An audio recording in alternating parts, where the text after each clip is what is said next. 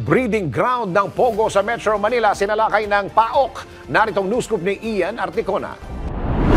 Sinalakay ng Presidential Anti-Organized Crime Commission ang isa sa sinasabing pinakamalaking Pogo hub sa Metro Manila. Katuwang ng PAOK ang Criminal Investigation and Detection Group, Department of Justice Office of Cybercrime, Makati Police at Makati City Business Permit and Licensing Office sa pagalughog sa 20 palapag ng isang building sa may Ayala Avenue. Gayunman, walang dayuhang naabutan ng mga otoridad na siya sanang pakay ng operasyon. Isang palapag na lamang sa sinalaki na gusali ang nakitaan ng mga computer at SIM cards na hinihinalang ginagamit sa scamming activities ang naabutan sa operasyon.